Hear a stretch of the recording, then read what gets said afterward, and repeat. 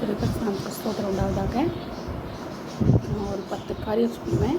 இந்த 10ம் நமக்கு தான், உனக்கு எனக்கு எல்லாருக்கும். சரிங்களா? ஷார்ட்டாக சொல்ல போகிறேன். நீங்கள் குறிச்சிக்கன்னா நல்லது. சுவிசேஷத்தை பிறருக்கு அறிவி. மார்க் 5:19, 1 கொரிந்தியர் 9:16, ரோமர் 1:15-16 சொல்லப்பட்ட சுவிசேஷத்தை என்ன செய்யணுமா? பிறருக்கு அறிவிக்கணும். நான் அறிவிக்காமல் இருக்கவே கூடாது. அறிவிக்காமல் இருந்தாலே அது ஒரு பாவம். அதனால் பிறருக்கு சுவிசேஷத்தை அறிவிச்சே ஆகணும். அதுதான் தேவனுடைய கட்டளை இல்லையா? எரிசில எங்கேயோ போய் என்ன செய்ய சுவிசேஷத்தை பிரசங்கி நான் தான் சொல்கிறாரு. அதுபோல் நம்ம என்ன செய்யணும்? செய்யணும். 2வது, ஜபத்தில் உறுதியாய் தருத்து. ரோமர் 12:12, அப்போஸ்தலர் 1:14, 4:31, யாக்கோபு 5:16-17 சொல்லப்பட்டிருக்குது. 1 தெசலோனிக்கர் 5:17. நீங்கள் விரிவாக போய் பாருங்கள். அப்போ தான் உங்களுக்கு தியானிக்கிறதுக்கு சரியாக இருக்கும். இல்லைன்னா நானே சொல்லுவேன் விரிவாக. ஆனால் தீம் என்னென்னா, ஜபத்தில் உறுதியாக தடுத்துருக்கணும். நம்ம ஜபம் செய்யும்போது அந்த ஜபத்தில் பெற்றுக்கொள்வோன்ட்டு அதில் என்ன செய்யணும்? உறுதியாக தடுத்துருக்கணும். அரகுற ஜபமெல்லாம் இருக்கக்கூடாது. நான் மற்றவனை பார்த்து அந்த ஜபிக்கிறது அதெல்லாம் இருக்கக்கூடாது. நம்ம அரைக்கதவை மூடி கண்ணீர் விடுங்க, முழங்கால நின்று ஜபிக்கணும். முழங்கால் படிக்கிறாது முடியாதவங்க என்ன செய்யலாம்? உட்காந்து ஜபிக்கலாம். ஆக மொத்தம் ஜபத்தில் உறுதியாக தடுத்துருக்கணும். அறகுறையாக இப்படி அப்படி இல்லை. விசுவாசத்தை அவிசுவாசமாக கொஞ்சம், அவிசுவாசம் கொஞ்சம், தருவாரா தரமாட்டாரா அந்த மாதிரி ஏதாவது ஜபம் கிடையாது. உறுதியான ஜபம் அதில் நம்ம என்ன செய்யணும்? தடுத்துருக்கணும். 3வது, வேதாகமத்தை தினமும் வாசிக்கணும், தியானிக்கணும். வேதாகமத்தை பைபிள் என்ன செய்யணும்? தினமும் வாசிக்கணும், தியானிக்கணும். அதுதான் நம்மளுக்கு உணவே. அதுதான் நம்ம சாப்பிட்றோமோ சாப்பிட்லையோ தெரியாது நம்மளுக்கு. எனக்கு தெரியாது, உங்களுக்கும் தெரியாது. நான் சொல்கிறேன், வேதாகமத்தை என்ன செய்யணும்? தினமும் வாசிக்கணும். பைபிள் வாசிக்காமல் சாப்பிடவோ கூடாது, மற்ற வேலையை செய்யக்கூடாது. காலையில் எழுந்திரிச்சோடனே என்ன செய்யணும்? கை கால் குளிப்பீங்களோ, பல்லெல்லாம் தேய்ச்சிட்டு டக்கு என்ன செய்யணும்? வேதத்தை இது வாசிக்கணும், தியானிக்கணும். ஒரு 1/2 1 hour. அதுக்கப்புறமா தான் உங்கள் வேலை, மற்ற வேலையெல்லாம் சாப்பிட்றது, ட்ரெஸ் பண்ணுறது, போகிறது, ஆஃபீஸ் போகிறது எல்லாமே அடுத்த வேலை தான். வேதாகமத்தை என்ன செய்யணுமா? தினமும் தியானிக்கணும். அப்போ வாசிக்கணும், வாசித்து தியானிக்கணும். அப்போ தான் அதோடைய கருத்து நமக்கு தெரிஞ்சு, அதோட உட்கருத்து ஆண்டவர் நமக்கு பேசுவார். ஜபம் நம்ம ஆண்டவர்கிட்ட பேசுறது. வேதாகமத்தை வாசிக்கிறது வேதம், பைபிள், ஏசப்பா நம்மகிட்ட பேசுறது.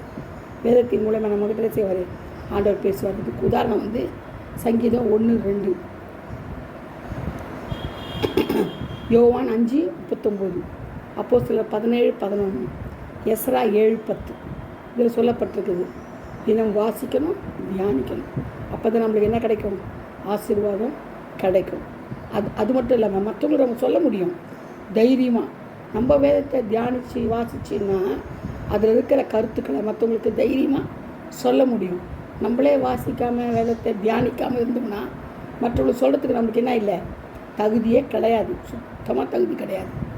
மற்றவர்கள் சொல்கிறதுக்கு நமக்கு தகுதியே கிடையாது. அதனால் நம்ம என்ன செய்யணும்? முதலாவது வேதத்தை வாசித்து தியானித்து அதன்படி நடக்கணும். அடுத்தது, கர்த்தருடைய ஊழியம் நடைபெற உதாரத்துவமாக உற்சாகமாக என்ன செய்யணும்? காணிக்க கொடுக்கணும். கர்த்தருடைய ஊழியம் நடைபெறணும். நம்மளால் போய் சில இடங்கள் தூர தேசத்துக்கோ தூரத்துக்கோ போய் செய்ய முடியாது. சில கிராமங்களுக்கு போக முடியாது. மிஷினரிங்க செய்கிறவங்க அந்த ஊழியத்துக்கெல்லாம் நல்லா போக முடியாது. காடு, மலை, மேடு, மழையிலையும் பனிலையும் இந்த இராணுவத்துலலாம் போய் செய்வாங்க ஊழியம். அந்த ஊழியம் நம்மளால் போக முடியுமா? போக முடியாது. அதனால் நம்ம என்ன செய்யணும்? காணிக்க உதாரத்துவமாக கொடுத்து அவங்கள என்ன செய்யணும்? உற்சாகப்படுத்தி நம்ம என்ன செய்யணும்? காணிக்க கொடுக்கணும். அப்போ தான் கர்த்தருடைய ஊழியம் நடைபெறும். கர்த்தருடைய ஊழியம் நடக்கணும்னா நம்ம கையில் தான் இருக்குது.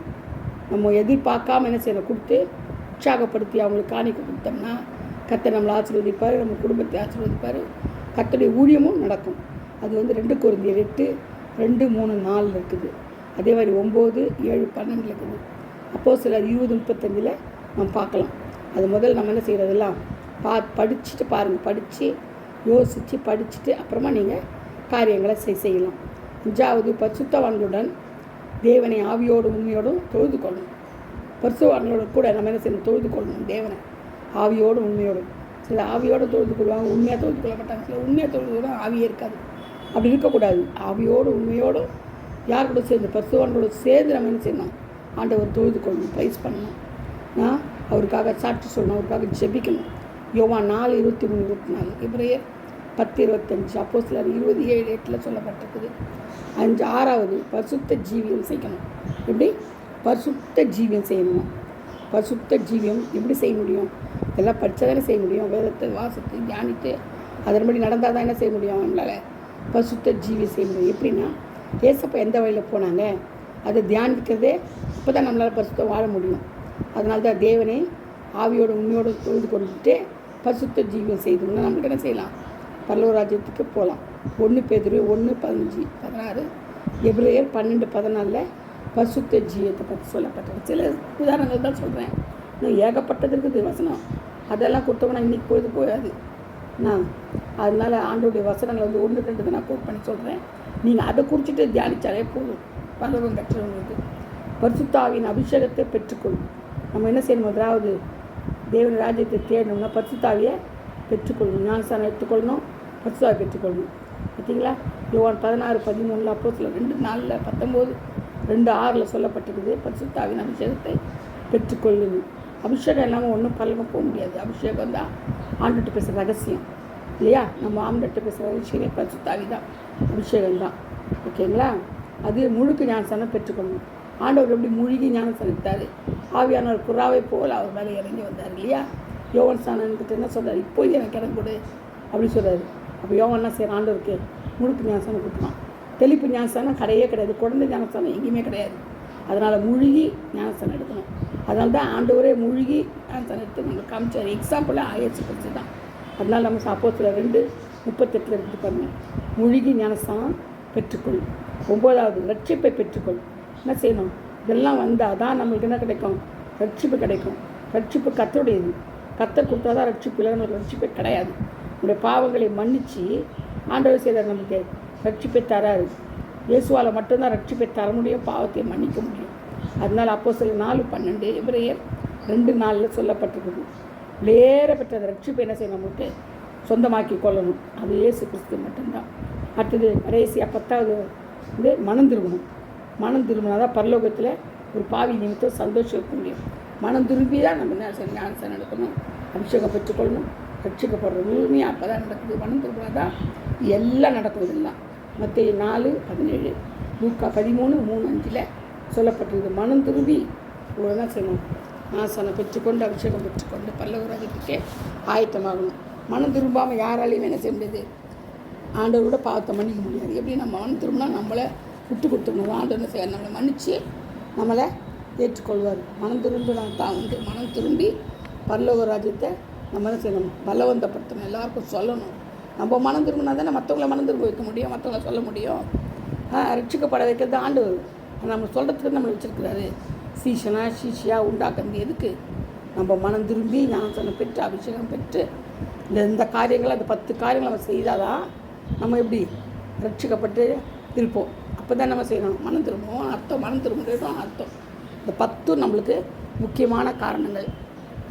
பிரதர்ஸ் அண்ட் சிஸ்டர்ஸ் எல்லாம் கவனிச்சுக்கோங்க. இந்த வசனங்களை நான் ஷார்ட்டாக சொல்லியிருக்கிறேன். இன்னும் அநேகம் 1000 வசனங்கள் இருக்குது உதாரணம்.